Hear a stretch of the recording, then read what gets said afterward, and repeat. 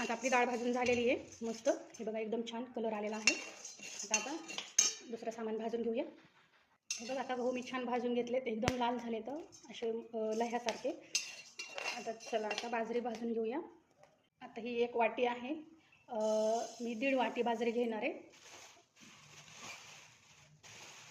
1.5 वाटी बाजरी आहे, एवढी दळून आणायची घ्यायची आहे.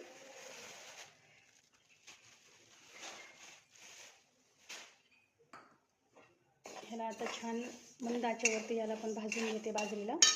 आणि ह्या बाजरीमध्ये ना मी ताजे लिंबुणीचे पानं, लिंबाचे नाही लिंबुणीचे पानं आहेत, हे मी घातले ह्याच्यामध्ये. ओले पानं आहेत ते ह्याच्यामध्येच भाजून घ्यायचे बाजरीमध्ये. छान पान कडक होईस्तोवर बाजरी भाजायची.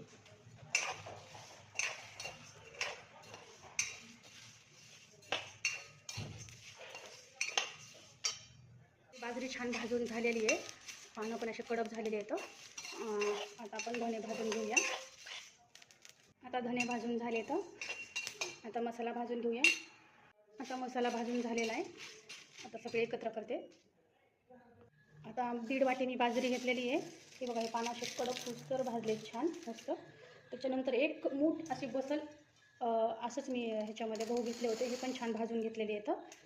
त्याच्यानंतर मी 2 मूठभर मी हे घेतलेले धणे घेतलेले आहेत, 2 मूठ आहेत. हे सगळं असा अंदाजच घेतलेले, 2 मूठ मी धणे घेतलेले आहेत हे.